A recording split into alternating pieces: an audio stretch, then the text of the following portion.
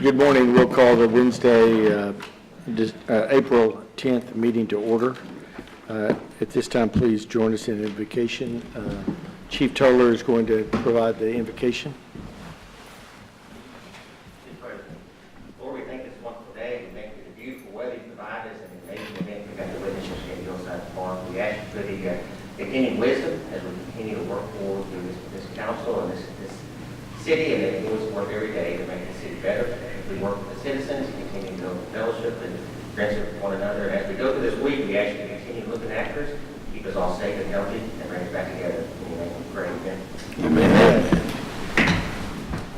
I pledge allegiance to the flag of the United States of America and to the republic for which it stands, one nation, under God, indivisible, with liberty and justice for all.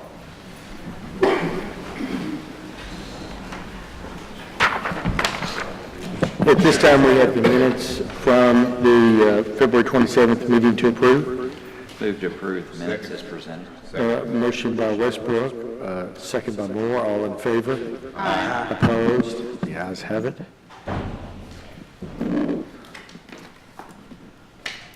At this time, we will have a presentation, P1. Russ? Good morning, Mayor, Council. Morning. Morning. This is a request for Council to consider hearing this presentation regarding a future project, the first tee of Greater Tyler, using the leased property at Woldert Park and Glass Recreation Center. And just to give you some history, and before I've have some guests to speak on this, July 2007, I've had to go back in time because I know, I believe Councilman Moore may have been on the first tee board at that time. And I'm not sure, none of y'all would have been here, maybe Mayor Hines, so we've got to bring you up to speed where we're at with first tee. City did in 2007 have accepted a donation of 5 acres adjacent to Woldert Park along North Broadway and from the Ritchie family, and it was used for the establishment of the new first tee program and the concept back in July 2007.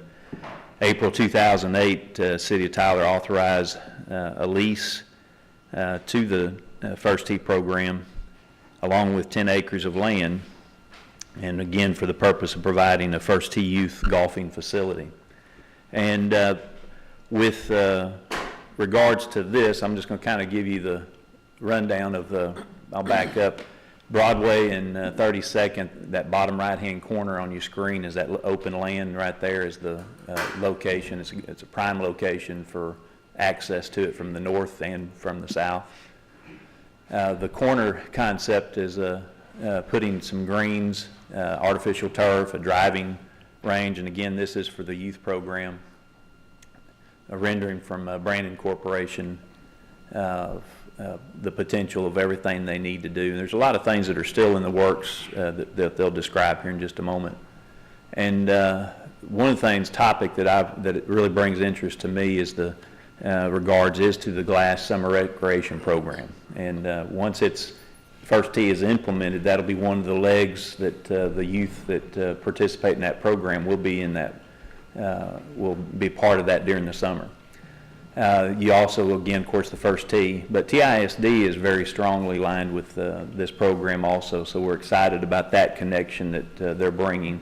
And then in also regards to Texas College, the facility at Woldert, as we're working with them, potentially is to have a combination of clinics, and that's what we're still working with them once we get everything done on our side of things. We're to have clinics with our youth, so we're going to have a very strong youth-oriented program at this center, and it's a beautiful location. A lot of the things that are going on that will come about in the near future, and of the reconstruction that's going on. So we're excited that we're going to have a very strong youth program, and this is something.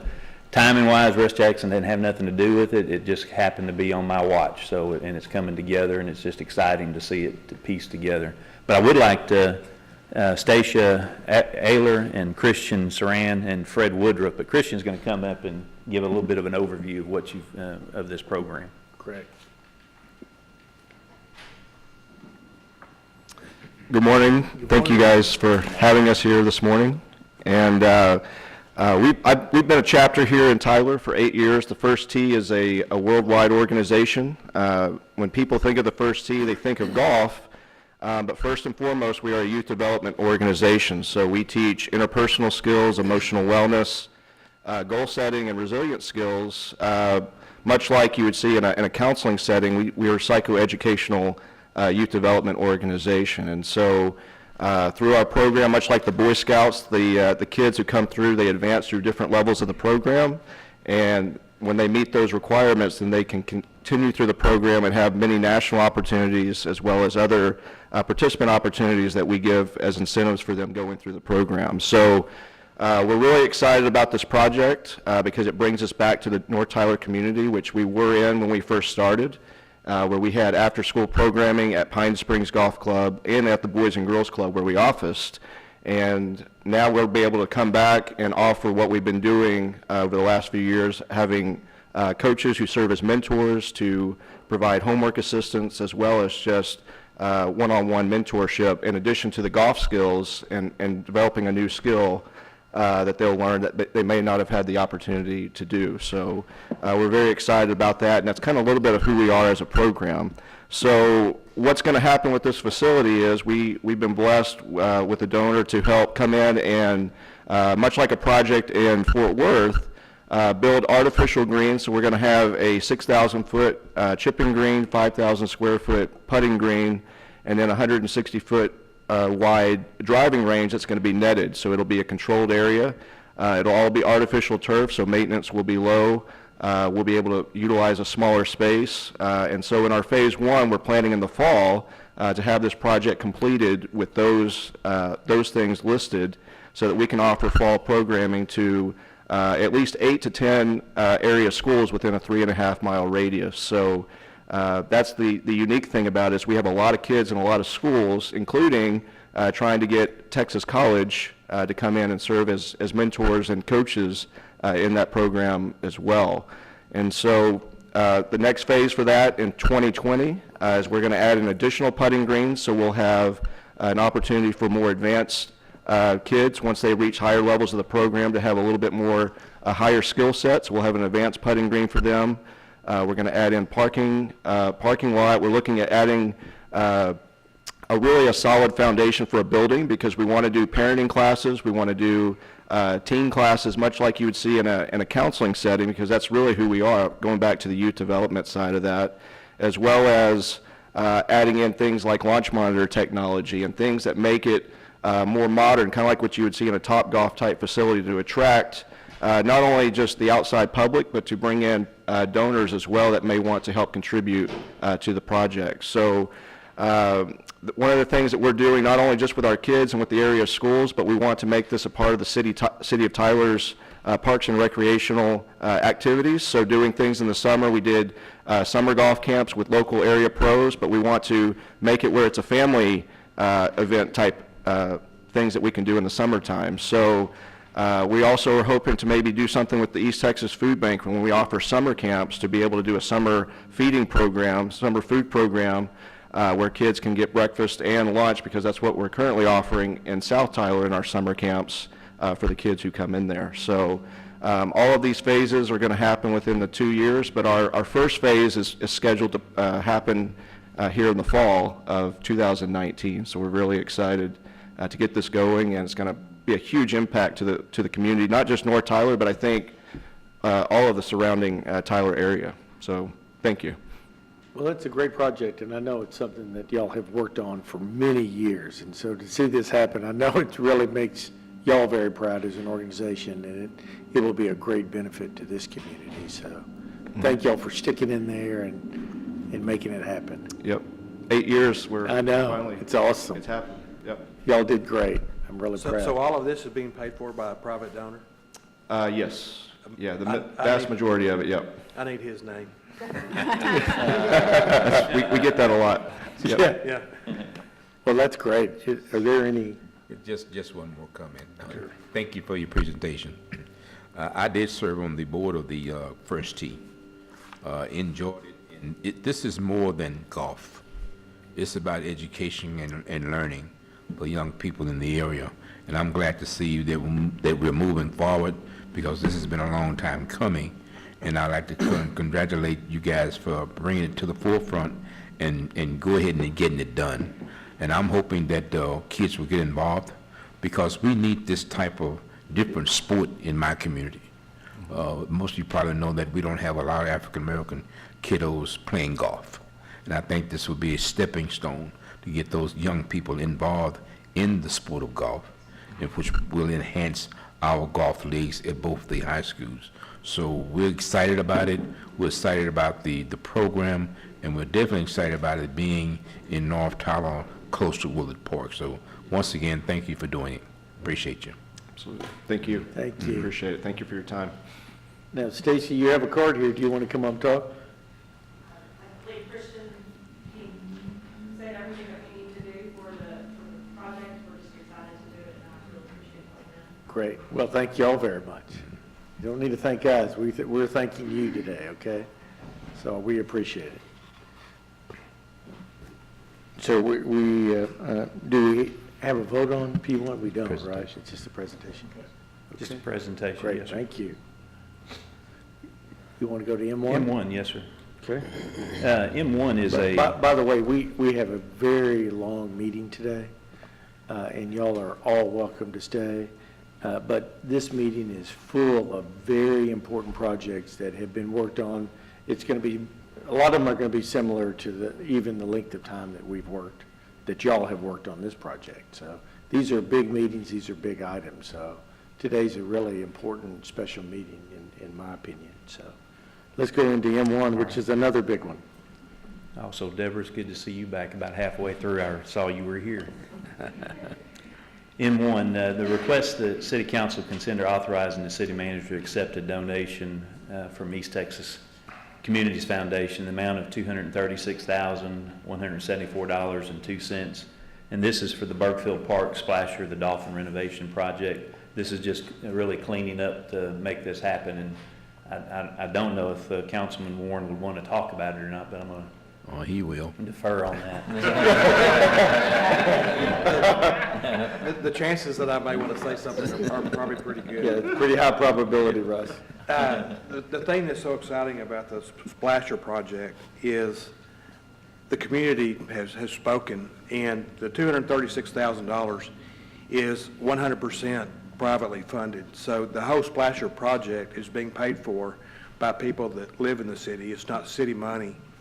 So when you go and you try to raise this money and people say yes, yes, yes, it's because they believe in the project. So, you know, as evidenced last night with Hillside, you know, our city loves parks, and our city loves to go out and have fun and be joyful with their families, and this is just another example of that. So, yeah, I wish I could thank each donor individually, but I won't. So, thank you, Russ. Yes, sir. I'd like to add one thing to Don's comments, Mr. Mayor. Our Rotary Clubs of Tyler also, too, this is their work project for the district. And so we were able, and I'm a member of the South Tyler Rotary Club, as well as Don and our city manager, Ed Broussard. So it's truly a community and a nonprofit effort. And our clubs, and it's clubs collectively, the district grants came from clubs all across our district, which stretches up into Oklahoma and the southwestern part of Arkansas. So when we raised money, we truly resourced money from everywhere across East Texas. So we're excited about the project also too. Plus it was the Rotary Clubs of Tyler that put the first benches down around Splasher in the park several years ago. So anyhow, glad to remain a part of it. So, all that being said, I move to approve M1. Second. Motion by Don, a second, I'll let Don Westbrook have the second on that. Okay. Thank you. All in favor? Aye. Opposed? The ayes have it. Don, tremendous amount of work again on a project that's important to our community. So thank you for leading the charge on that. Thank you. You bet. M2. Morning, Mayor, Council. I'm getting on M2. There we go. This request is for City Council to award the buy board vendors for the contract bid for Fun Forest Park and Wooldirt Park splash pads construction to Whirlix Design Incorporated of Richardson, Texas. And this is to furnish all necessary materials, equipment, superintendents, and labor in the amounts not to exceed $274,202 for Wooldirt and $586,789 for Fun Forest Parks respectively. And this is authorized to city manager to execute all related documents. And this is one of our final phases, not of the park money, but the half-cent money that's been appropriated. And this project came in over bid with the original bid as we go back in time to reflect on that. And even the renegotiation of the bid was evident it was still too high.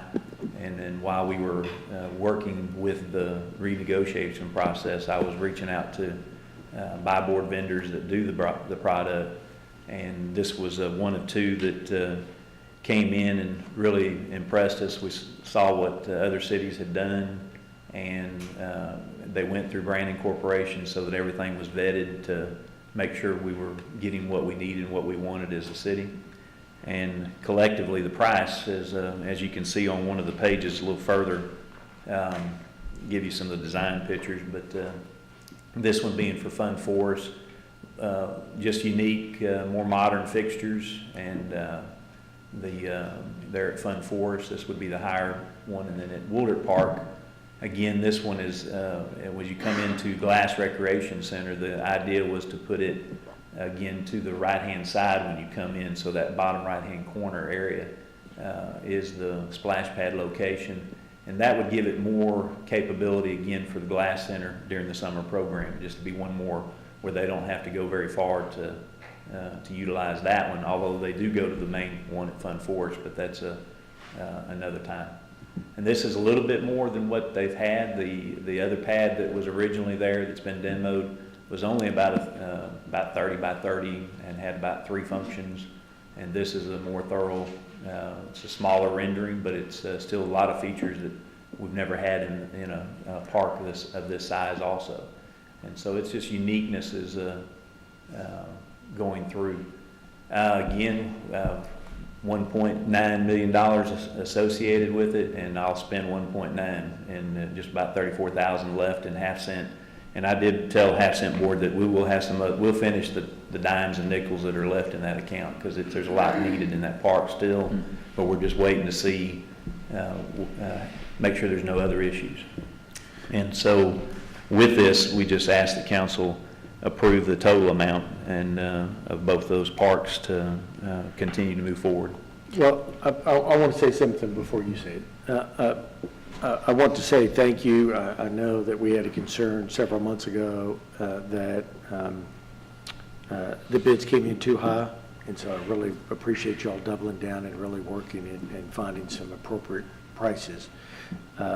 And here again, this is a monumental project for Councilman Moore, who has worked on this for so many years. So I'm going to turn it over to him and let him enjoy the moment that he deserves. That's right. Thank you, Mr. Mayor.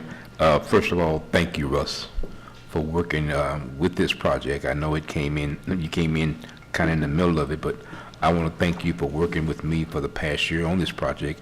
And it's something that we really need in the area. Looking at it from past days, Old Wooldirt Park was a good park. The pool had been there over 60 years. I've got a lot of memories at Wooldirt Park pool, but I think going into the new era, the new millennium, splash pads is where we need to go, as far as the kiddos having opportunity to go out there and play. And I'm grateful to see it's being done at both Wooldirt and Fun Forest Park. So it's going to be an added addition to the community. I think the kiddos are going to enjoy it. It's much safer than a 10-foot swimming pool, in my opinion. Yes, but it's much safer than that. And I just want to commend you and your people that work with you.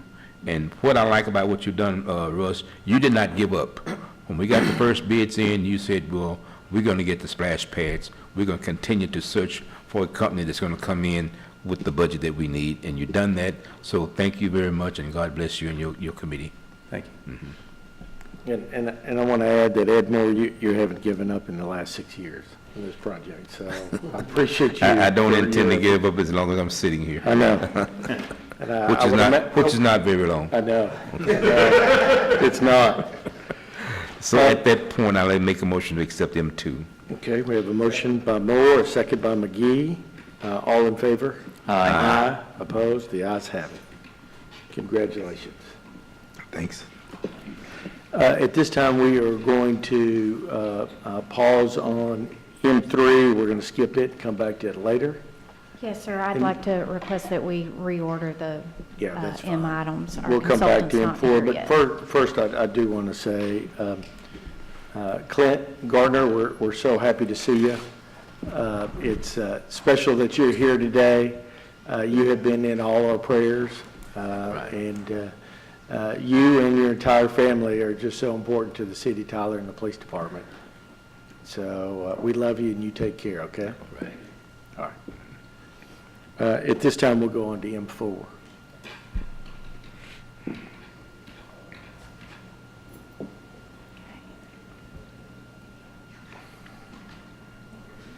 M4, while Lisa's setting this up, this is the largest amount that we have ever done on an asphalt pavement enhancement project. This is a yearly project that we do, but this is the largest one this year, and we are covering some serious mileage next year in the overlay program. And so, Lisa, go ahead and explain it to us. That's correct. This is the annual overlay program. City identified about 29.8 lane miles that are going to be covered in the 2019 program. 26.1 lane miles are actually inside the city. This year, we were requested by Tyler Water Utilities to take care of some of the roads at Lake Tyler, so we're also going to be doing 3.7 miles at Lake Tyler. We identified the streets for this project. We put them out for bid. We had a base bid and 4 alternates. And because of the funding, we are able to do, we are recommending that we do the base bid plus all of these alternates. So you can see the list of streets and then the maps highlighting where these streets are throughout the city, and then also the couple of miles out at Lake Tyler that we're recommending be done. Majority of the cost, 3.3 million, is going to be funded by Half Cent. The rest of this money is being funded by other departments. As I said, Tyler Water Utilities is going to be funding the streets at Lake Tyler. There's also going to be some striping that's funded by the Traffic Operations Department, and some valley gutter work that's going to be done that will be funded by the Street Department. So we did take bids. We received 3 bids. Reynolds and Kay was the low bidder, with a contract amount of $3,763,164.50. So we do request that you award the construction contract to Reynolds and Kay. This is a big project, so we're very excited to see this happen. Is there any questions? No. Move to approve M4. Motion by Westbrook, Second. second by Moore. Any other comments or questions? All in favor? Aye. Opposed? The ayes have it. Thank you, Lisa. Great project. Thank you. M5 is a request to do a spray lining rehabilitation for some culverts on Bennett Avenue and Cumberland Road. There are 2 60-inch diameter corrugated metal culverts under Bennett Avenue, and then 2 102-inch by 78-inch metal arch culverts under Cumberland Road. All 4 of these culverts are experiencing structural issues. The bottoms of all of the pipes are starting to rust out. Some of the pipes are starting to crush. Rather than actually digging the culverts up and closing the roads in those sections so that we can replace the culverts, We looked at some trenchless technology that we could repair or rehabilitate the pipes. We've talked to this Quadex lining system vendor. This is through the Buy Board. This is a spray-on hybrid cement polymer product that will reestablish the structural integrity of these pipes. And the vendor says it has a 50-year service life. This is a product that has been approved by TxDOT. They use it throughout the state. There are other cities, such as Austin, that uses this product and use it as an approved vendor. So we are recommending that we execute a contract with Quadex Lining System for the construction of the 2 stormwater culvert lining projects on Bennett and Cumberland in the amount of $213,401.50. You know, it's hard to get really excited about a project like this, but it really is kind of exciting to use a later technology to where you can do something like this and probably save, I don't know how much money, but this is I like this. So that's a motion? It's a motion to approve. Okay. M5, motion by Warren, Second. second by Westbrook. Any other questions or comments? All in favor? Aye. Opposed? The ayes have it. M6, M6 concerns a retaining wall repair at Lake Tyler. As you can see from the map, there is a retaining wall that is on the east side of the dam. The purpose of the retaining wall is basically to protect that seam between the dam and then that natural ground as it goes around that point. That retaining wall has failed, and it's allowing water to get behind the retaining wall. It's potentially undermining the concrete liner that is on the face of the dam. So the retaining wall needs to be repaired. And actually, the project that we've designed is to actually just completely replace that retaining wall. Currently, it's a small little concrete wall that's actually built out in the lake, and we're going to just completely replace that with a bag wall system on that shoreline. So we designed the project, put it out for bids. We received 4 bids from these various contractors. Leland Bradley Construction, Inc. was the low bidder. We did a fairly extensive qualification check on this contractor, and they had nothing but glowing reviews from every other engineer and other municipality that we spoke with. So we are recommending that we award the construction contract to Leland Bradley in the amount of $451,375 for the repair of the Lake Tyler Dam retaining wall. questions? Lisa? Motion by McGee, a second by Second. Westbrook. All in favor? Aye. Opposed? The ayes have it. Lisa, it's your day. It is. M7. Okay, this is concerning the bridges on Sunnybrook Drive at Azalea and Camellia. As we've mentioned before in prior meetings, TxDOT is going to be replacing those 2 bridge structures at Azalea and Camellia in conjunction with the city. As part of that bridge replacement project, it was up to the city to relocate any utilities that were in the way of the bridge construction. And the city did have water lines and sewer lines that were running under the bridge and actually, in some cases, through the bridge, the existing bridge structures. So we had to relocate both the water and sewer in the vicinity of these 2 bridges. So in anticipation of TxDOT now coming in and doing the actual bridge replacement itself. The work is complete. Reynolds and Kay was awarded the construction contract in January. They've gone in, they've done the relocations. So we are requesting that you approve a reconciliation change order and release of the final payment in the amount of $21,961.91. Move to approve M7. Second. Motion by Warren, a second by Sellers. Any other questions? All in favor? Aye. Opposed? The ayes have it. Mayor, if it is all right with the mayor and council, we can go back to M3. Sure. For the Kimley Horn presentation.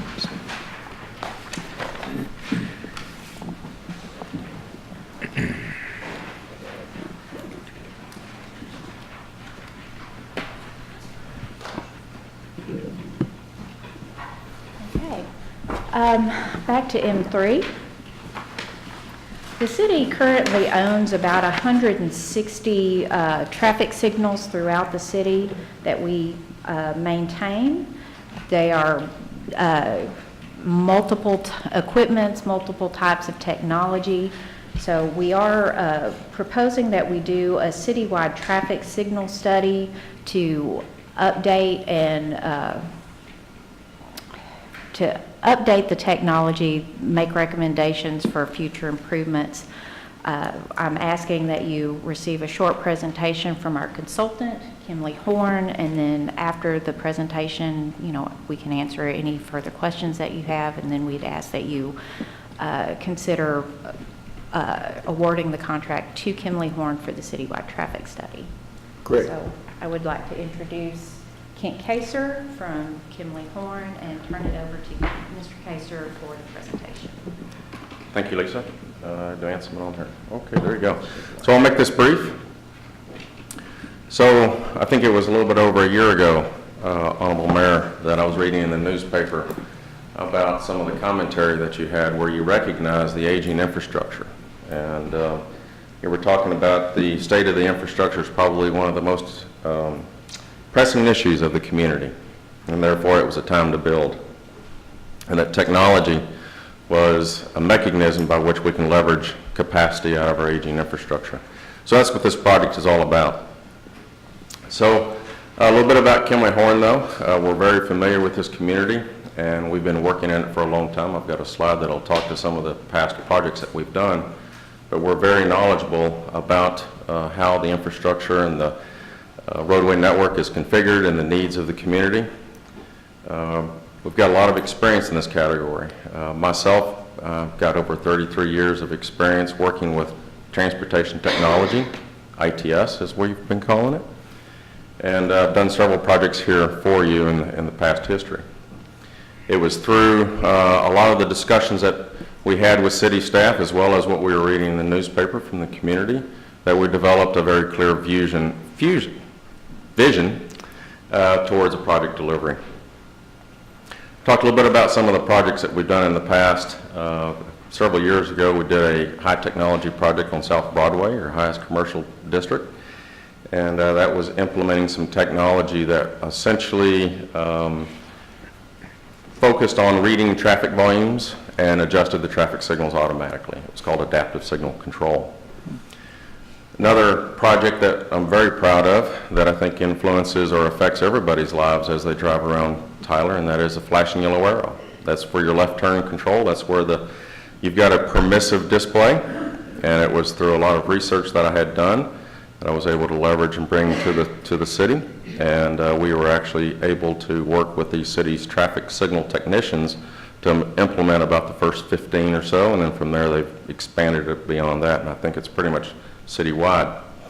Last project to mention is a project that we did on the West Loop, and that was implementing some communications technology, fiber optic cable, essentially from Broadway up to the railroad track. So we've done a lot of things here locally in the technology environment. This project is all about ITS master plans, planning for a vision or a future. This slide just basically articulates that we've done a little bit over 14 similar studies throughout Texas, a lot of them there in the Metroplex, but we've gone through this many times before, and we're very knowledgeable about what we're trying to achieve here. It was through a lot of discussion with city staff that we developed a fairly comprehensive scope of services. I think there's 10 items on there which are the major task activities. What you see there is basically we begin with identification of what the existing conditions are, whether it be some of the aging infrastructure that we've already alluded to, controllers that run the intersections, traffic volume data, collision data, things like that.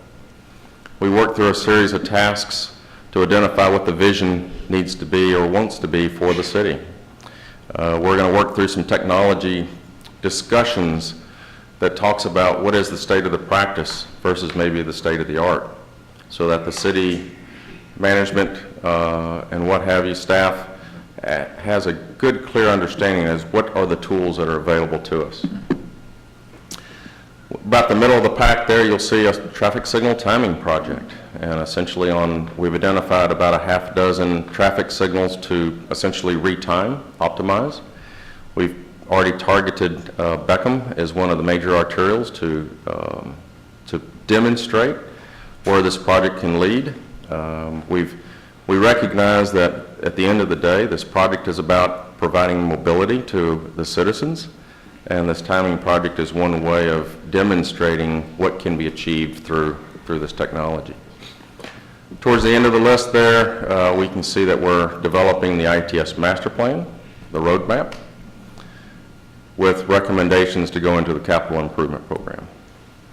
As we work through all of those things, the last thing you see on the list is development of the city standards, and that is because we've made decisions on what future technologies would be deployed, we would be able to put together some documents, general notes, that the city can then give to future other consultants that might be doing design work in the area, and they say this is what it needs to be consistent with the decisions that have been made. This is an easy graphic to articulate. This is traffic volume data on South Broadway, US 69. The purplish colors are basically your southbound and northbound directions. The green color is the combination of the two. This is really illustrating two things. One, traffic volume is a significant issue on South Broadway, but it's also an issue of we're able to leverage some existing data. In this case, it's being maintained by TxDOT, and this is low-hanging fruit, if you will, in terms of being able to grab data without having to spend a lot of resources to go and collect it.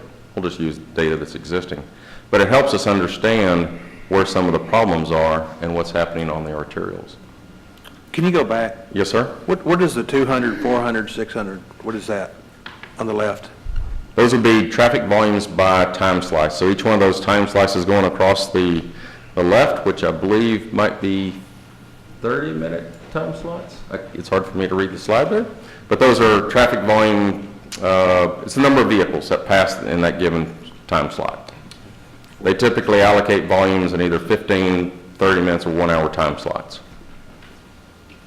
It's 45 minutes. 45 minutes.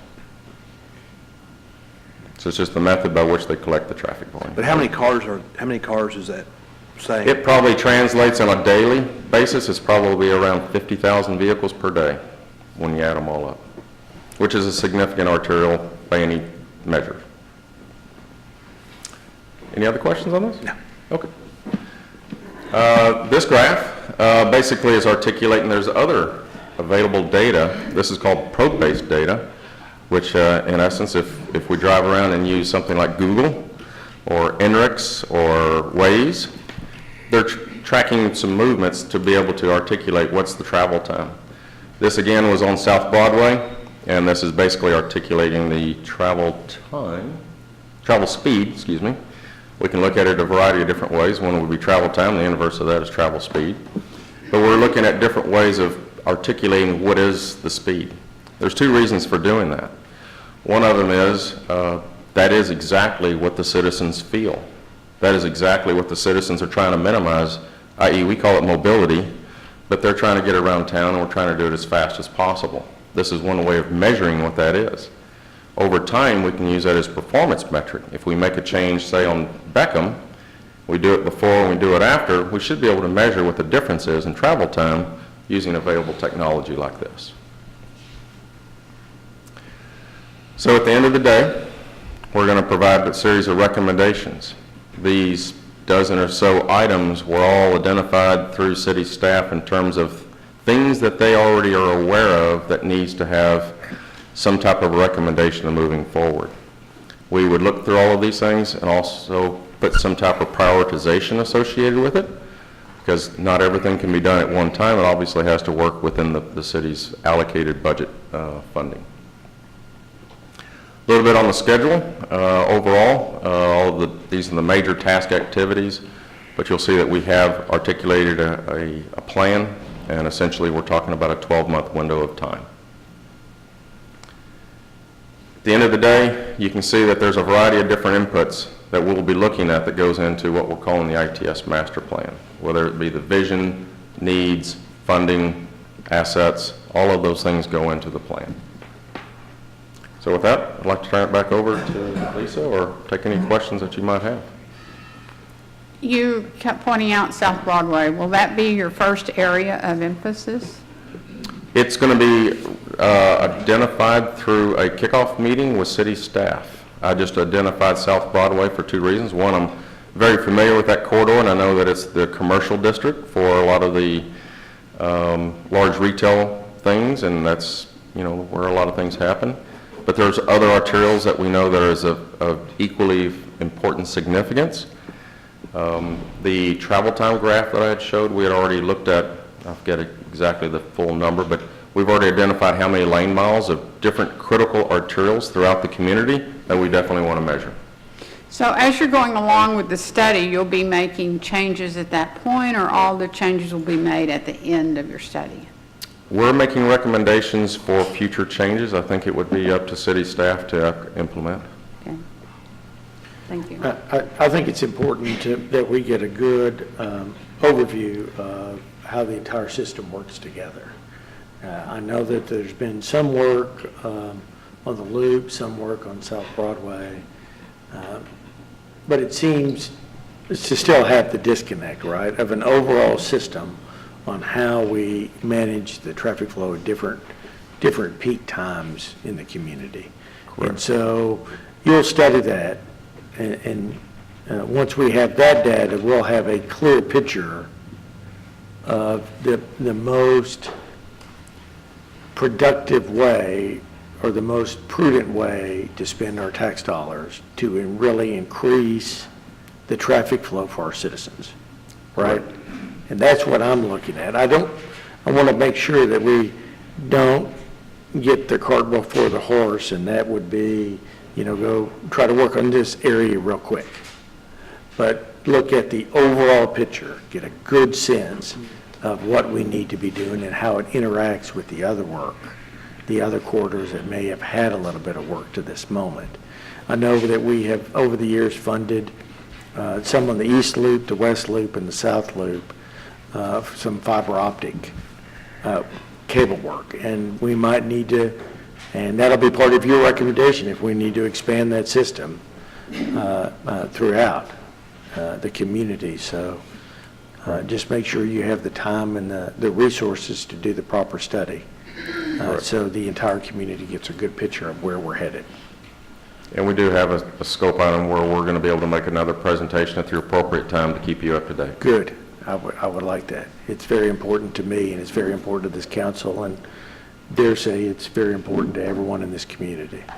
You know, the $621,000 is a lot of money for a study. So other communities that you've done this for, have they actually implemented what you've recommended, or is it so cost prohibitive that they haven't, or what's y'all's history? Oh, wow. I could speak a long time on that. I'm going to try to be brief. I'm very proud of the work that we do. I know that I started working with a city up in Oklahoma for doing an identical plan. And they had two nickels to rub between themselves in terms of operations and budget. And when we were done with the project, and it was an ITS master plan, the council had approved $1.5 million to be allocated towards ITS on an annual basis. We're now in our 10th year of working through design and deployment. So they're probably in a 20% of actual deployment, 40 to 50% on the actual design, and we anticipate to getting through the fourth phase, and that was just that project. I can do many others. I would say that all of our projects have implemented very pragmatic solutions that were based on their allocated budgets, and they're all being implemented today. Some of them are 100% complete.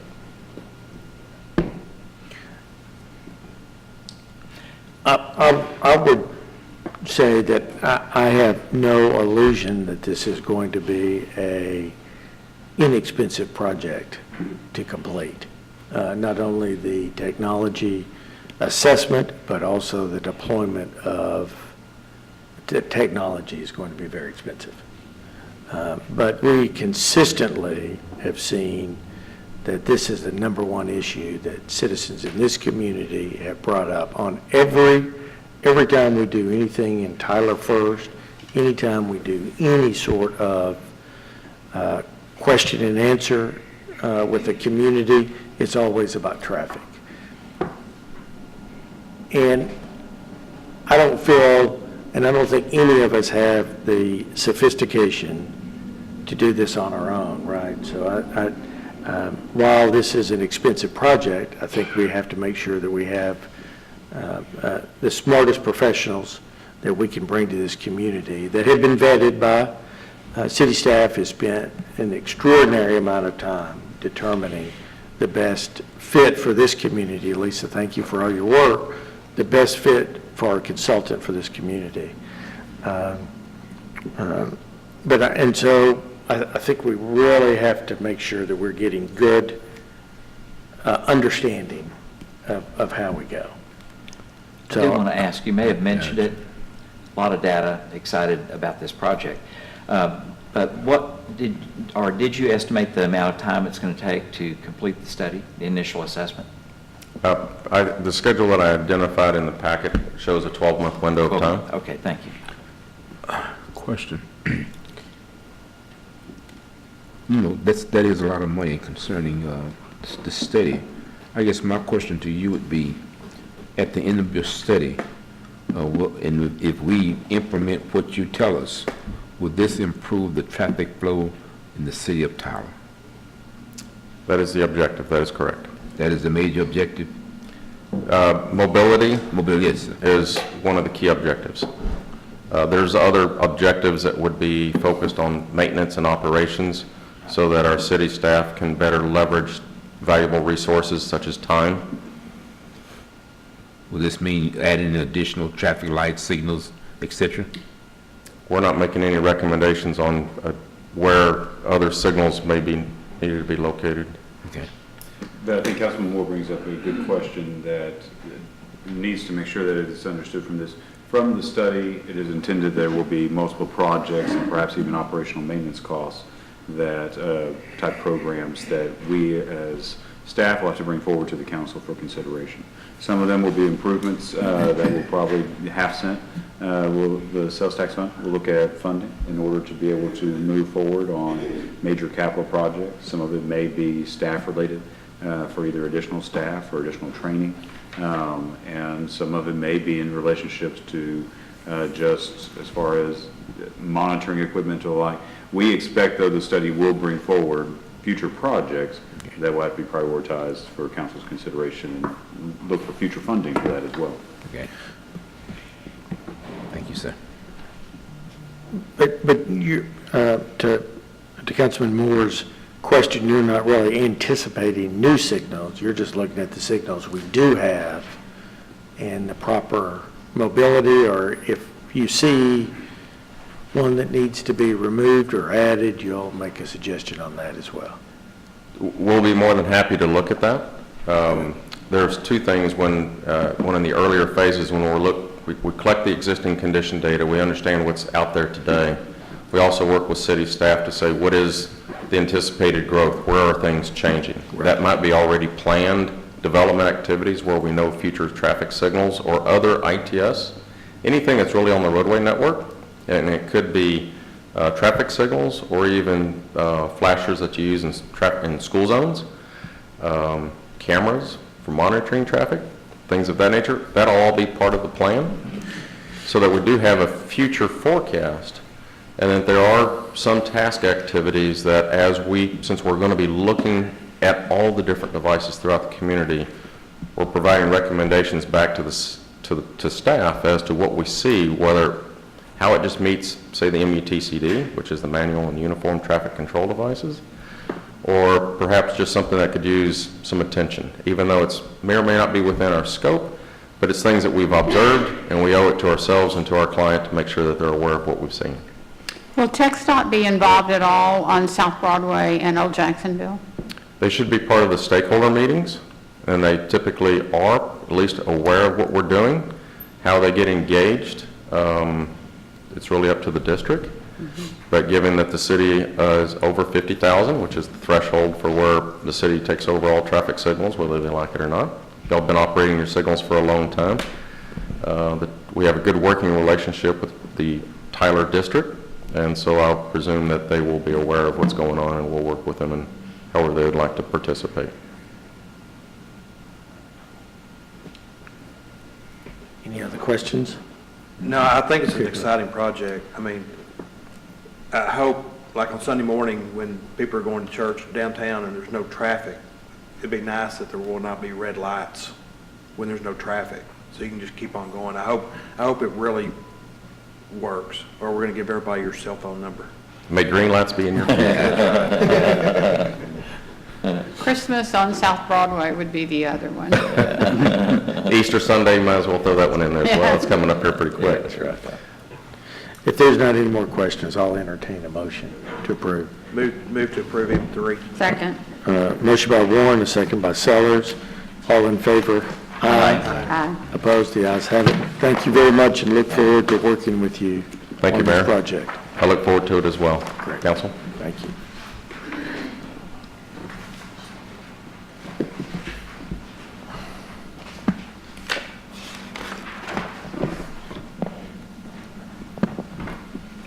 Lisa, you're back for M8, right?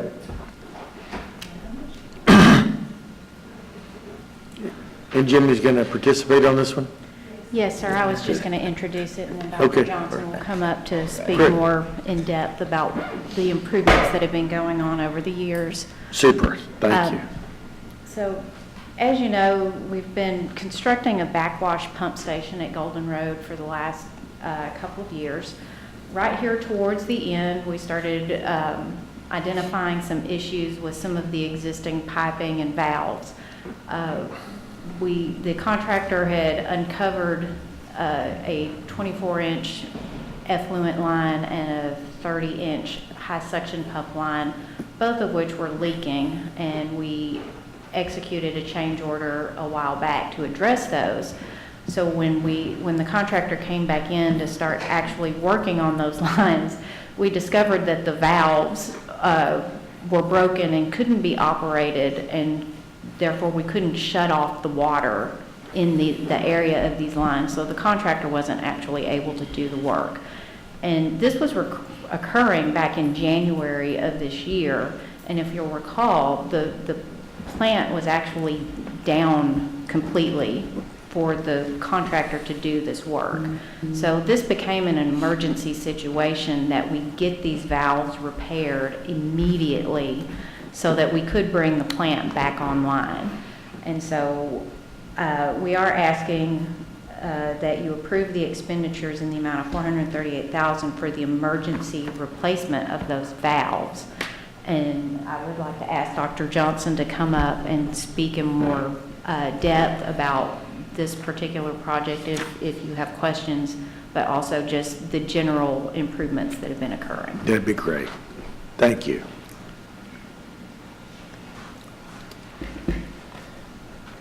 Good morning. Good morning. Honorable Mayor and Council. It's a pleasure to be with you this morning.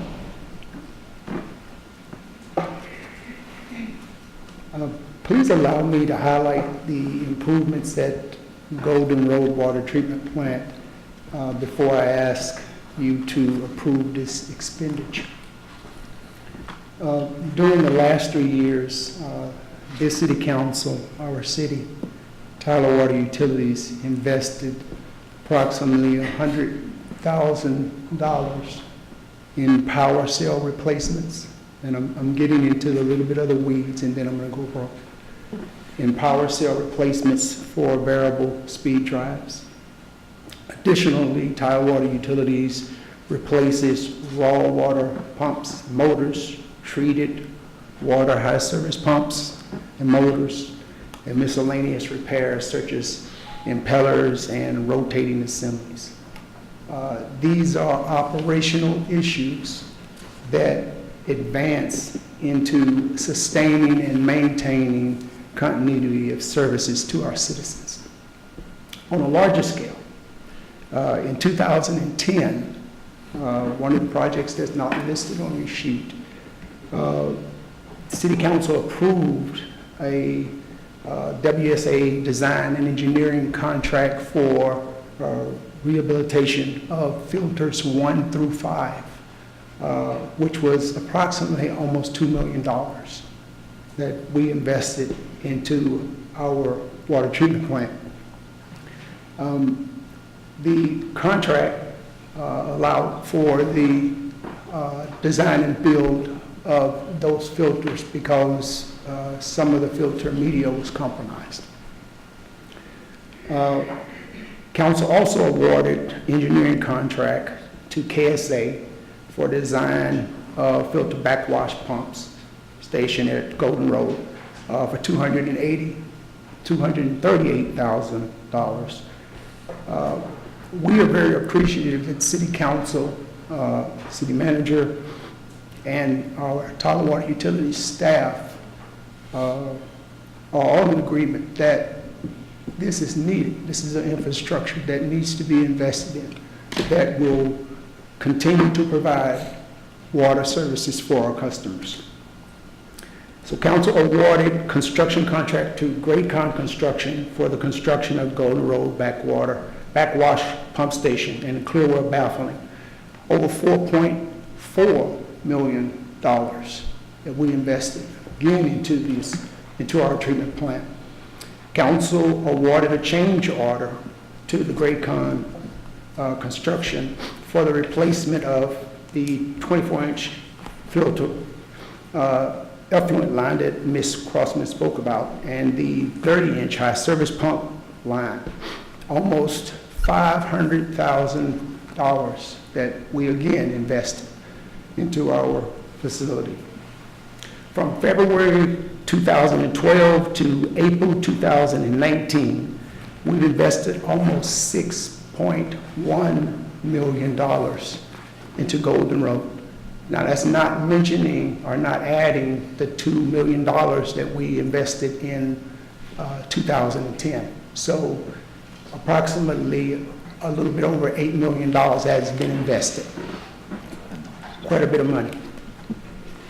So we've also had multiple process improvements from the Todd and Hibbs study that came out in December of 2015. And we continue to work on that. I looked at the list this morning of recommendations that were made. There are 12 items on the list, and out of the 12, it's 9 items that have been completed. So we do have some other things that are outstanding that we need to take care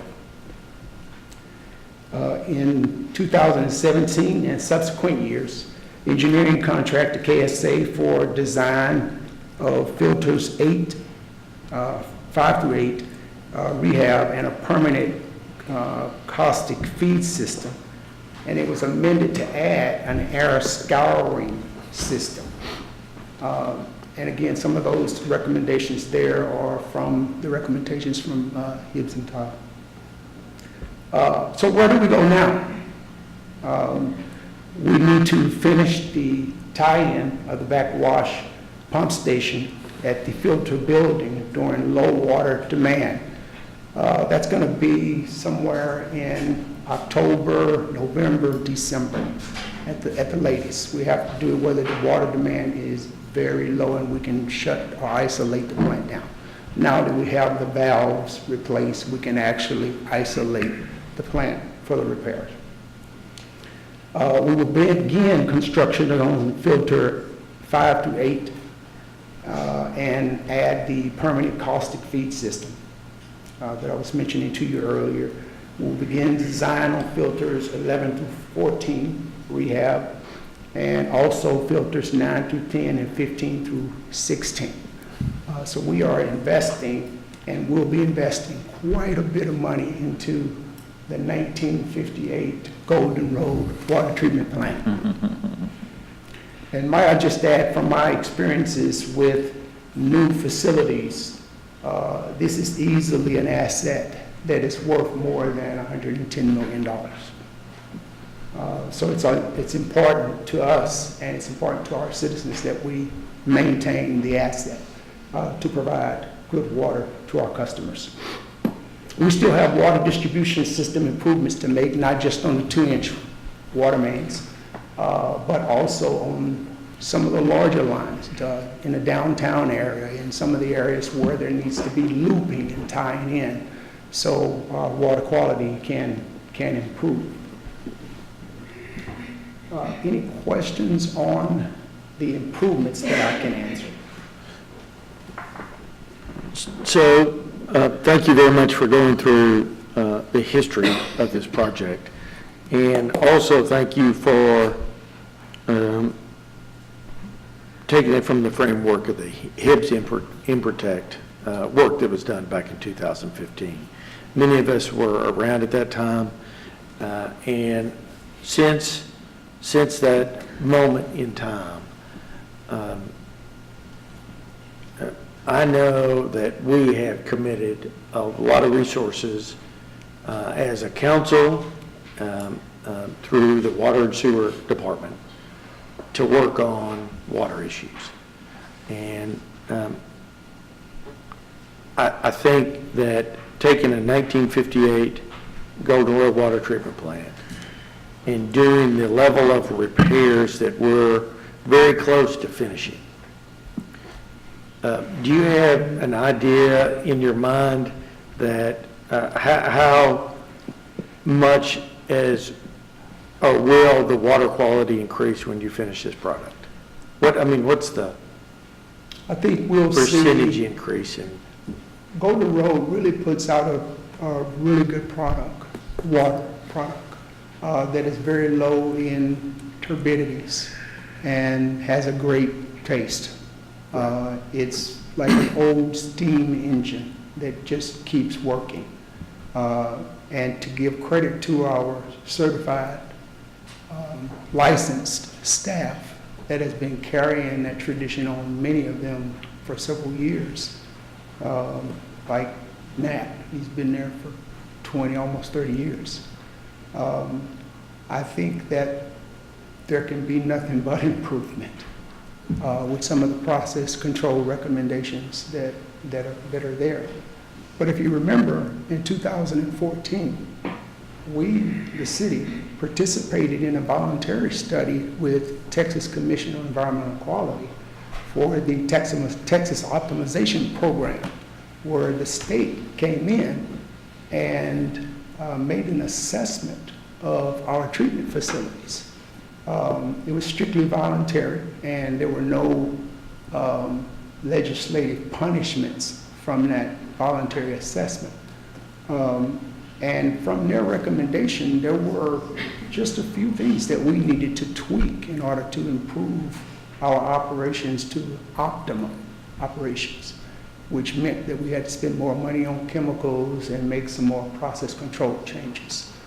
So the recommendation is in line with what TCEQ had told us in 2014. Right, so with that kind of work and the work that we've done with the Hibbs Improtect report, the water quality and the actual chemicals you have to put into the water to keep it clean, and that you feel very confident.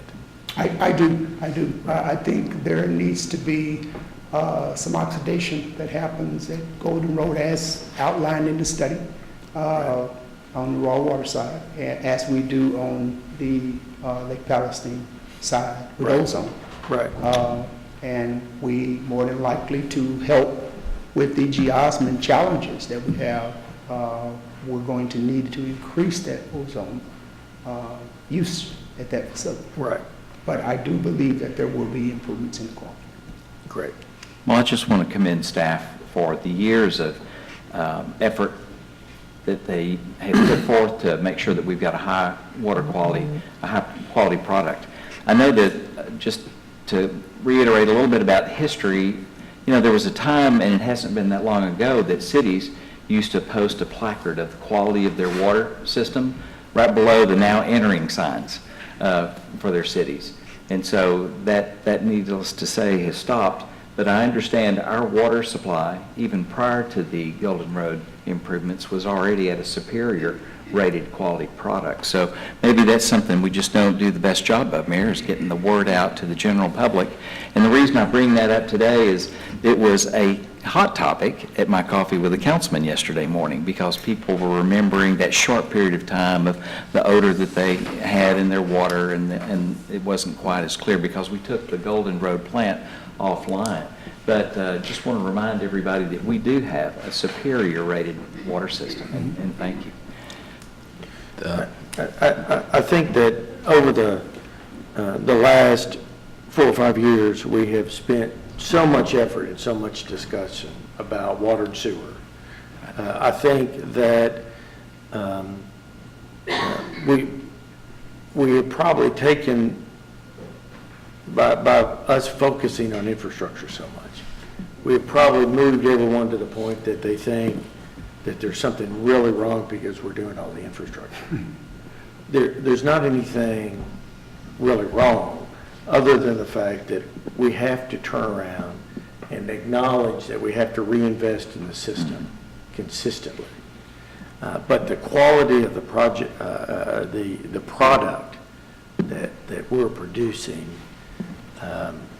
is working extremely well. And with these modifications we're making, it's just getting better and better. So thank you all for your really detailed work on these projects. With that, I move to approve. Oh, I'm sorry. I just have one observation here that's kind of puzzling me. When I look at this in 2012 all the way to 2019, I guess my question to you would be, is there a preventative maintenance program that KSC uses when they go in and look at the structure?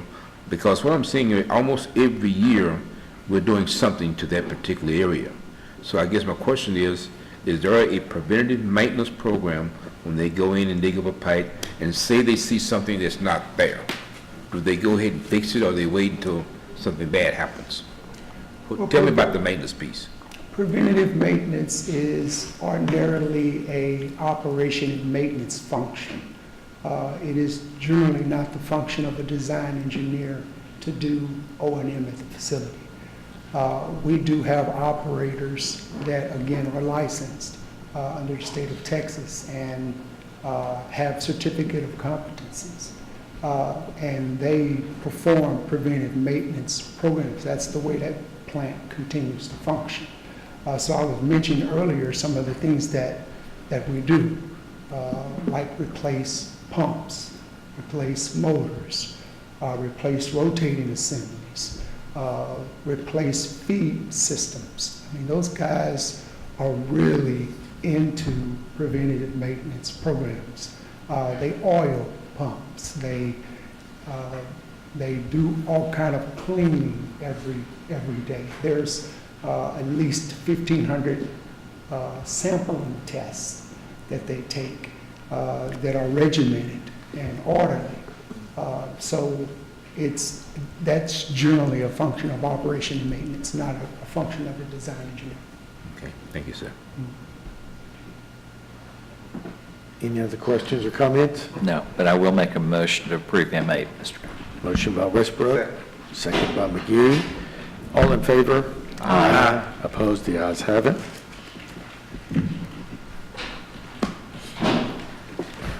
Morning, Mayor and Council. Morning. City Manager. You recall about a little over a year ago, we had a training class at the Faulkner Station that involved training first responder medical response in reference to a preliminary system of providing kind of basic or advanced first aid training, CPR training, the ability to use AEDs, and we'll come today because I also want to point out that the people that initiated this concept or this program are here with us, with Kevin Scully and Sergeant Luke Schaefer had the idea to provide this. And we have outstanding medical service here in Tyler, Texas with the EMS, but also our fire department that when they're on scene, they take care of all this. There's an occasional call where we're at a scene or we go into a house and we find somebody that's been injured, where there's that minute or two here and there where we just kind of hold the line until fire's on scene or EMS is on scene. So we wanted to be able to equip those officers to be able to provide that basic medical service. As part of that, we entered into an agreement with, or worked on entering into an agreement with ETMC EMS, which is also UT Health East Texas now, to provide the training for us through Kevin Scully and also the other members of EMS staff over there who came there, provided us with that 40-hour training class, and we trained the first 10 police officers in the city of Tyler. And it's our goal to continue training about 10 at a time as we continue growing this program. So as we come today, I request the City Council consider authorizing the City Manager to sign a memorandum of understanding with ETMC EMS doing business as UT Health East Texas EMS to train and equip first responders in providing first response emergency medical services. That's a great idea. Appreciate y'all getting that project started. I think that will be a big benefit to our police department. Yeah. And really to the citizens, right? Absolutely. That's the main thing. It is really that 1 or 2 minutes just to hold on, Yeah. to give somebody that little bit extra chance. Good. Thank you all very much for having that foresight. Entertain a motion? Move Y'all to have a approve comment? M9. Motion by Warren. Second. Second by Moore. All in favor? Aye. Opposed? The ayes have it. M10. We're back here with you. I remember a few months ago, the Texas Governor, Greg Abbott, decided that as they move further with this Texas Anti-Gang Initiative, there are centers that are placed out the state of Texas, and one of the new ones that he's proposing is to be founded here in Tyler, Texas, Tyler and Smith County. It was an initiative bought by Larry Smith, the sheriff here in Smith County, also being headed up by Chief Deputy Jimmy Jackson as we move forward. They've made the proposal for the grant. They gave them their ideas. But we're to that stage now that we start looking at participants. And I come to you today requesting the City Council consider authorizing the Chief of Police to enter into a local administrative agreement with other constituent agencies for participation in the Texas Anti-Gang Center of Tyler. What that is right now we're looking at Smith County, the Tyler Police Department, Longview Police Department, Gregg County Sheriff's Office, DPS, the DA's office here and in Gregg County, and several federal agencies that will pull together their resources and create that communication that's going to allow us to do higher level cases, because we know that crimes that occur here in Tyler don't always just stay here. They're traveling through as people transport drugs in, as people transport crimes through, as we saw with the Bunny shooting that happened up there that involved people out of Longview. So how do we work together? Because we all have pieces of the puzzle, so how do we put those together? I'm really appreciative that the governor is looking at doing this project in Tyler, and I really commend you for also reaching out and working so well with Smith County. Yes, sir. And then the new endeavor that we'll be able to work with the Longview Police Department and Gregg County Sheriff's Department. I think it's a great regional effort on our part. Yes, sir. Or y'all's part. And Larry Smith's part, so I think it's a great project. So It's got great potential. thank you for doing it. Move to approve M10. Motion by Sellers, Second. second by Westbrook. All in favor? Aye. Opposed? The ayes have it. I'm back with you. Well, I just want to say, I haven't cost any of you any money yet. Just no, but I want to say before we get started on R1, that we're not necessarily talking about having a vote coming out of this. This is just going to be a big discussion item, and we might find that we want to do a motion out of this. Yes, sir. But I do not want it to detract, because it's such a cool topic. Yes, sir. Right? I really don't want it to distract from the huge monumental things that we just did in this city council meeting. So I know the media is going to want to talk about, what's the name of this thing again? Blue Dot. Blue Dot. But please know, these are huge things that we have done before we talk about Blue Duck, okay? Just my personal preference to say that. So now, let's talk about Blue Duck. A little over a month ago, the city of Tyler was approached with the meetings with the city manager, myself, the planning department, Kyle Kingma and Heather Nick, in reference to the deployment of, I guess, motor-assisted scooters here in Tyler, Texas. We're starting to see them around the state. You've seen them in Austin, you've seen them at College Station, you've seen it at San Antonio. Lubbock has them on the campus down there to assist traffic as individuals are going down the sidewalk or using the roadways to kind of keep from having to just walk down that way. Their plan was to come in with a limited scope pilot program to deploy them in certain areas identified by the city or identified by the city manager or us to say where you could use them at. They're authorized to use scooters on roadways now under the Texas Transportation Code. The difference here is they would be deploying them on city right-of-ways. They would be on sidewalks. They'd be waiting for people to use. It's more of an enterprise as people are paying to use them, as they use their apps on their phones to pay by the minute as they drive these from one location to another and leave them there and hope they come back to where they're at. But I think the big part here is that for us to move forward and the city to be involved, we wanted to make sure that everybody was aware that are you on board with it? What limitations do you want to place with it? And then also, is it something that we want to move forward with as we examine this one? But before we go all in to say that we wanted to have motor-assisted scooters all over, because we really only control the properties that we have with the right-of-ways and the roadways. The private property has other issues. They can't take them on the campuses without permission of the campus. They can't take them onto people's private properties where they go to businesses and stuff like that. So how do we regulate that? And then also to regulate who can use them. We're talking about people that are 16 plus that have driver's licenses. We're talking about where they can use them at. And we're talking about what speed roadways they can use them on, because you can't use them on a roadway more than 30 miles an hour, stuff like that. And so we want to limit those conversations. But the big one right now is that they have requested a resolution from the city for a 30-day trial program. There were some attachments to the backside that included their initial, I guess, request, which was a little more limited than us working together. I think they initially had about 12 or 13. I think by the time we got through writing our part, we've added as many as 23 different limitations and regulations. And I would assume that as we go forward, and I get Ms. Pullum and everybody else involved in this further, that's allowed to be 40 or 50 things in there before we finish this up on the limitations. But I did say that it's something that's evolving in the state of Texas. It's something that we're seeing, but the transportation on this also allows that the city can also say, we don't want them. And you can limit it, that they're totally limited from being used in Tyler, Texas at all. Okay, so did they have a specific area they wanted to try it in?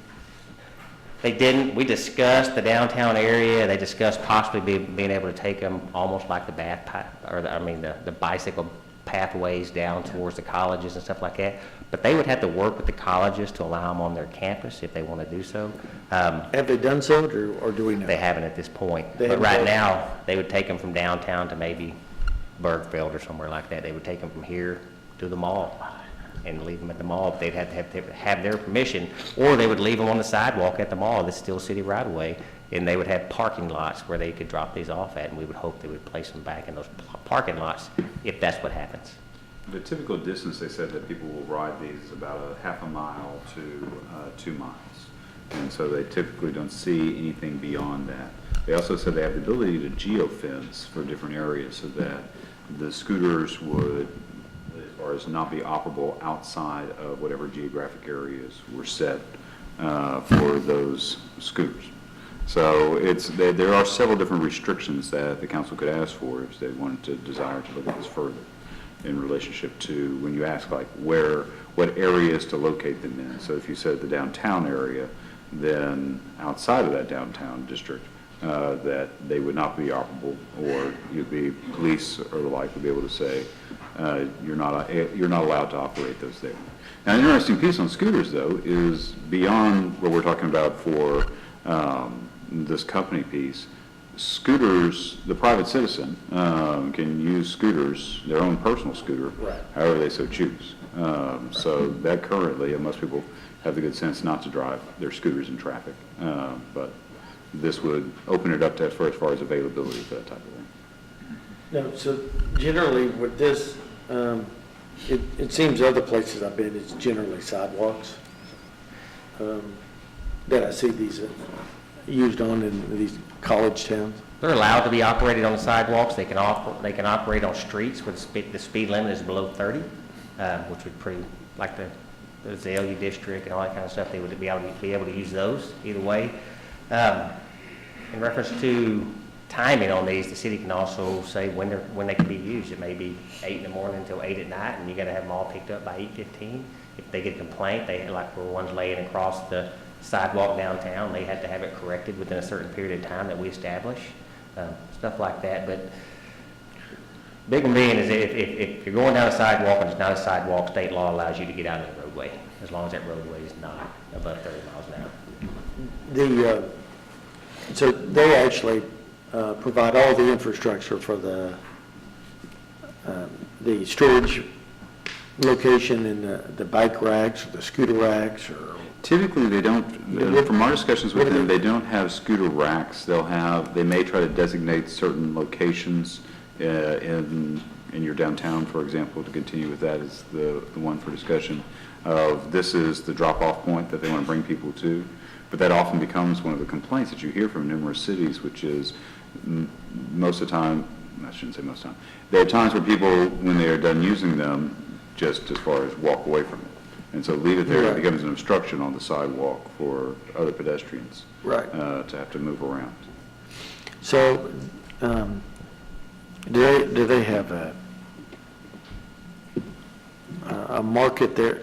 So they haven't defined what market they want to use in the community. I think they're reaching out to us now to see what the opportunities are. They're looking at possibly deploying up to 250 of them. That'd be the limit during this trial program.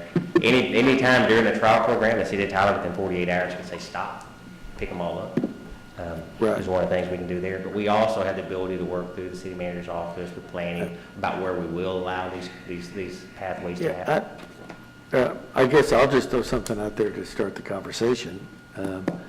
I would think that they would need an agreement with TJC and UT Tyler before we even agreed to do a pilot project.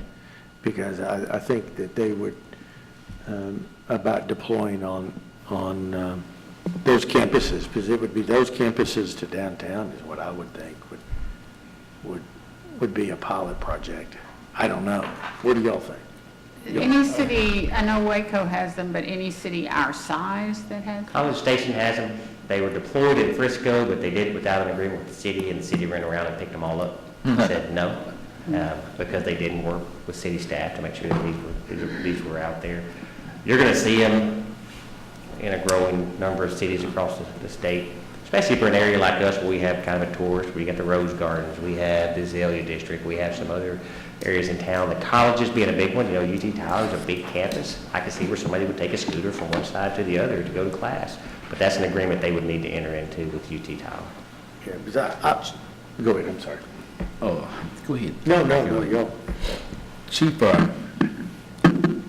I guess my concern here is that last month we talked about in this council of bicycle lanes with UT Tyler and TJC. Would this be an interference with the bicycle traffic that we're anticipating? A lot of the lanes you're talking about are roadways they wouldn't be allowed on because of the speed limit. Most of them are going to be on the sidewalks. There are always safety concerns. If somebody could fall off one. We're talking about a small two-wheeled scooter where somebody could hit a bump in the sidewalk, they could fall off, somebody could get injured, you pull out in front of a car. Those things are always a factor. Could it interfere with traffic in a neighborhood where the speed limit's 30 miles an hour and they're allowed to use it in those neighborhoods and stuff like that? You're going to have to be aware that they're there, especially when they come off a sidewalk and the sidewalk ends, come onto the roadway, then go back up on the sidewalk where it starts up again. There are concerns there that the pedestrians and the people using them have to understand, but they are a vehicle on the roadway, and if they're on the roadway, vehicles have to yield right away to them just like every other vehicle. Also, I have concerns about, and you just touched on it, the pedestrian traffic, and I know that as a police officer, you can't control everything. but I assure you, you'll have people riding those scooters on the sidewalks anywhere they can see a clear path. Yes, sir. My other concern is the upkeep and maintenance. When we were in Austin, we talked about scooters laying on the sidewalks, laying on the curb, who's going to pick them up, who's going to be responsible for that. So it's a much-needed responsibility the city will have to have in order to maintain and keep track of these scooters, because the company can say, yes, we're going to put them here and do that, but they're not going to be a part of who's going to pick them up and stage them. And when I talk about UT Tower's got bicycles that they use. So I don't think, I won't speak for them, but anyway, you have bicycles at UT Tower campus. Yes, sir. I don't know if you got at TJC or Texas College. So I guess my question and concern would be to ask the colleges, would that be permissible for them to use the scooter system versus the bicycle system? I think you're absolutely right. Without permission from either one of the colleges, whether it's Texas College, UT, or TJC, they wouldn't be allowed on campus without their permission. The same with us here. The sidewalks are our concern, you know, just like roadways. You're supposed to walk on, you're not supposed to block the sidewalks. You have to yield right away to part of it as people are going the other direction. There are concerns there that somebody could ride up on somebody. There's some stuff built into it where we could limit, if you get a complaint or an infraction, they could limit your ability to use them in the future. In reference to the actual maintenance and operations of the actual scooters themselves, there's a time frame there that they have to redeploy those. They'll have somebody they identify in the city of Tyler, most likely a college kid or somebody who wants to do this, and they'll redeploy these all day as they get to a certain part of town. If they get a complaint that one of them's laying across the sidewalk, there's 800 numbers people can call. They have to come out there and deal with that within a certain time frame that's allowed. But we're talking, I think their initial concept was to be able to address it in 2 hours. But if we get out there, we're going to move it. And then there's possible fees and stuff that are incurred based on us having to deal with some of the problems. I think I agree with the mayor that maybe this is premature, that we not vote today. I think we need to hear discussion from the public and discussion from the colleges and. Yeah, go ahead. And then, Don, you got something to say? I didn't mean to interrupt you. I apologize. I just had something in my mind that almost popped out, so I'm sorry. When we were in Austin recently, I saw a girl face plant, and she was going down the sidewalk, and just like the sidewalks in the Isaiah district, where you've got tree roots that make the sidewalks unlevel, those little bitty tires, when you get to an unlevel sidewalk, the scooter stops. Yeah. And you don't necessarily stop. So is there safety concerns about this? There are. You know, anytime that it's just like bicycles and everything else, the conversation we've had recently, there wouldn't be an ability to move forward with this without an absolute indemnification of the city. That would be the stuff they would get there. You're not operating as an arm of the city of Tyler. You're on your own as a business, and you're solely responsible for them. The insurance requirements that would be put in place would have to be a part of that also. But we understand that there could be there have been injuries where people have broken arms and things as they've fallen off leads, just like bicycles and stuff. In fact, that is one of the things that the legislature has a bill that's moving forward that would ask for a study on just what has been the number of injuries and as far as increased, I guess, amount of people having to take trips to the emergency room or to the hospital based upon these scooter issues, to look at it from a health concern piece. So that's a study that the state will probably move forward with, but that'll be, within the next 2 years if that bill passes, that will take, just to kind of put it in perspective. Plus the city's So there is the liability if concern. the sidewalk's not even. Did we fix it? Why didn't we fix it? Those kind of issues that would come up. Well, and as always, yes, the sidewalk in front of your residence or business is the responsibility of the business owner or the resident for that maintenance piece. So There's no city sidewalks? there are no city sidewalks. They sit in city right of way. I always thought they belonged to the city. Well, one thing that Yeah, go excuse me, ahead. Mayor. Yeah, please. Even other than the numerous safety concerns that we just identified, discussed partially, I think that it's kind of an exciting thing to introduce possibly to the DBAC area, because we're always trying to find new ways to attract millennials to come downtown, stay downtown, transport around town, and so on. So I just think that it's a conversation that merits more, or it's a conversation that needs to be extended, because I think there are some benefits to the program also too. that may not be outweighed by the safety benefits, Right, but but still. I want to piggyback on that for a minute. There's a lot of gray hair up here, or, you know. No. But I didn't say that. I wasn't going to go that far. So, but I mean, I think we need to make sure that, you know, and I said, we said something earlier. I said, yeah, you know, they do this in some college towns. Well, let's not forget, I mean, we've got 22,000 college students here now. I mean, so we are becoming a college town, and I think we ought to do it, but how and where, I'm not exactly sure. Yes, sir. And when you said they were going to deploy 250 units, I looked over to my left, and Don and I were like, that's a lot.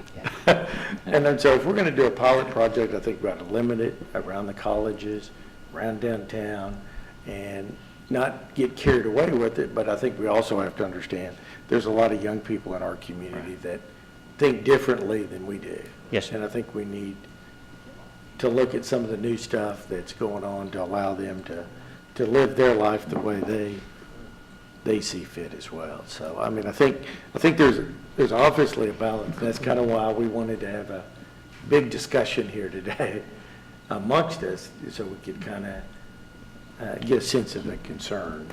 And I wouldn't think that a 30-day study would be sufficient. I think that it would need to be closer to 90 days. So, and then we can review it and have some pretty good data after 90 days, or whatever the chief recommends, so. Yeah, We're 30 happy to days reach seems fast. We're happy to reach out to the colleges and stuff to see what their thoughts are, and then maybe get with the downtown area to see what some of their thoughts are in reference to the, So Deborah, do we need to table R1 then, if that's what we're going to do? Yeah, well, she's looking at that, just a point of clarification. So they've said ultimately 250, but I remember just from my notes I was looking at, they said 20 units to start, so it wouldn't just be 250 that they just drop off. They do Good. just kind of incremental increases, just to kind of bring that concern down. But it's an actual pilot program, so I'm just trying to figure out what is the city going to lose by offering, you know, allowing them to come in to see, okay, let's see what we can do. Right. I mean, we're not obligated to do anything. They're going to do everything.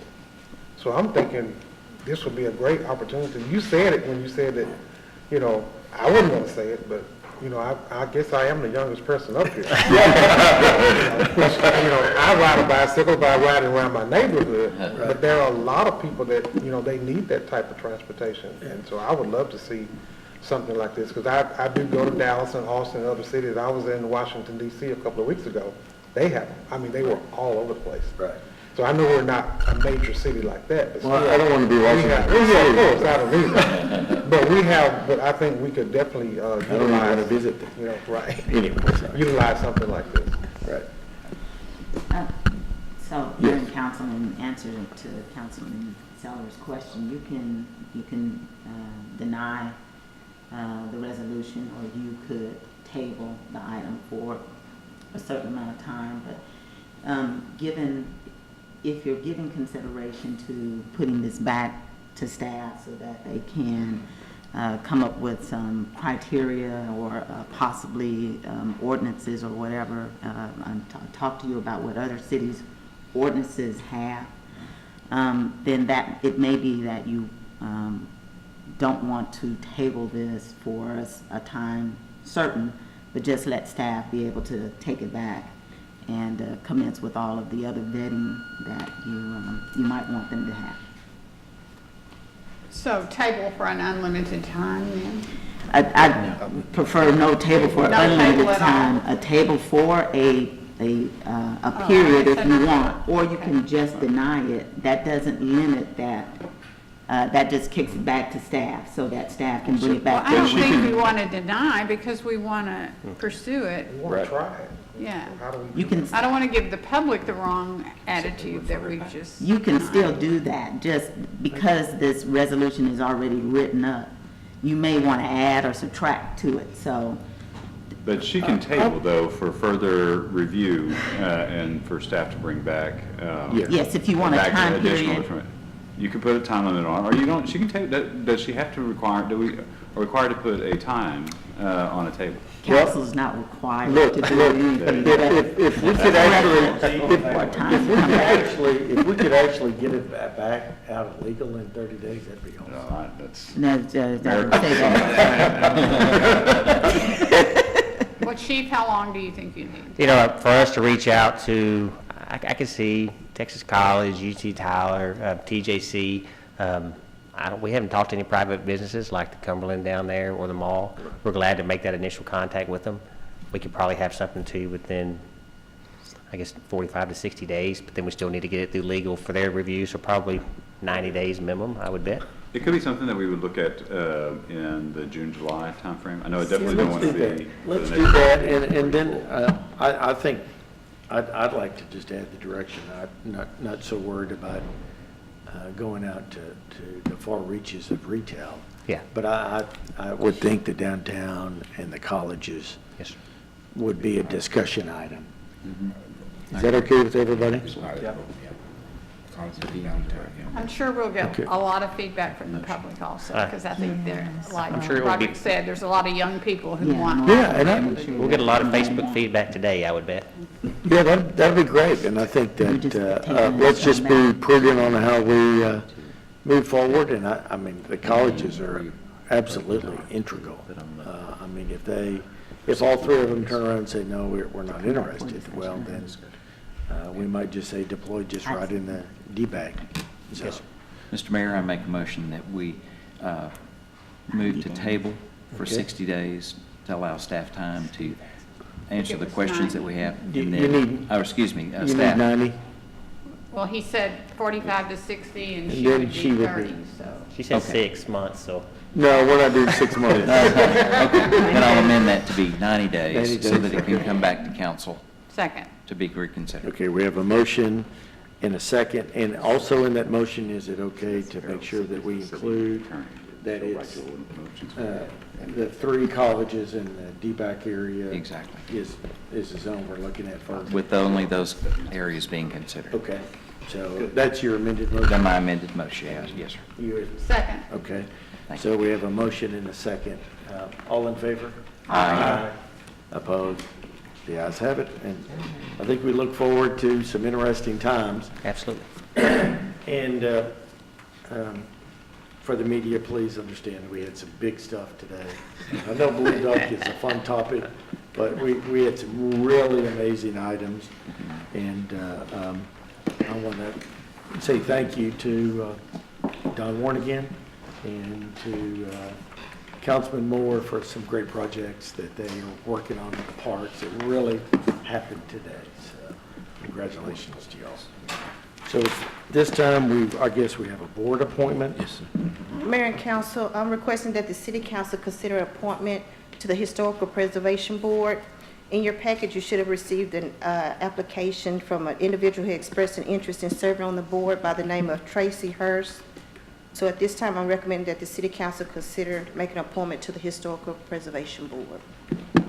I'll entertain a motion for the appointment. So moved. Second.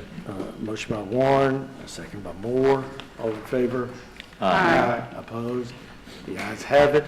And I would like to say that during the special called council meeting, Cassandra came up to the microphone because there were not many people here and did a wonderful job, and we appreciate her so very, very much.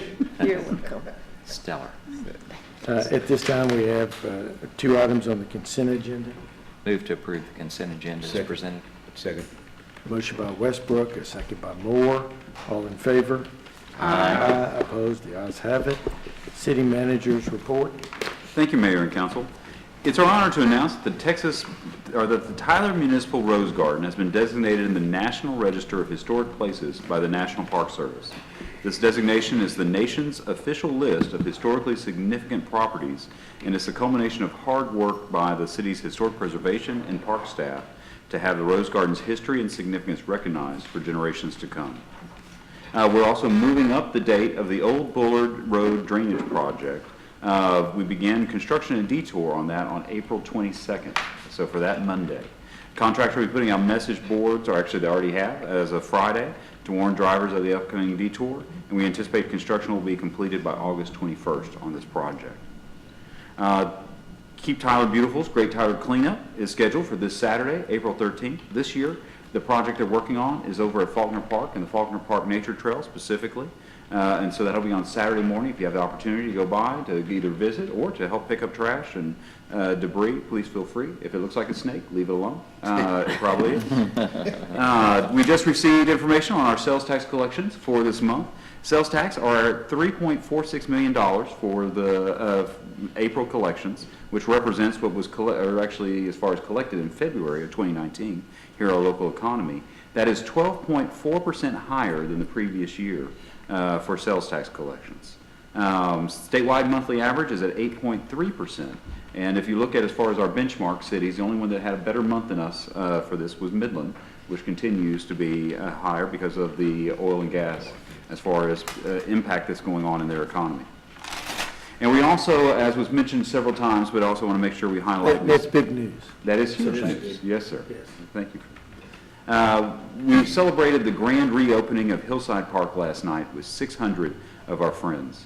Hillside Park has undergone extensive renovations that included the installations of the new sidewalks, lights, bathrooms, table, benches, playground, and art wall, boasting the work of 15 local artists.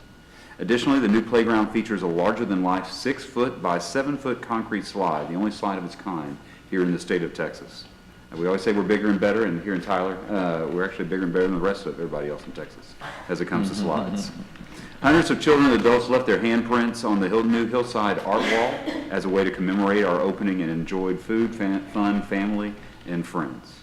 We also want to notice that the Hillside Park renovations in this event were made possible through sponsorship of Tyler Parks and Recreation, Keep Tyler Beautiful, Highland Dairy Foods of Tyler, Brookshire Grocery Company, and private donations. That's all, Mayor. Yeah, that was a great night last night. I will entertain a motion to adjourn. We don't have any other items today. Move to adjourn. Motion by everybody, second by everybody. All in favor? Thank you very much. Westbrook.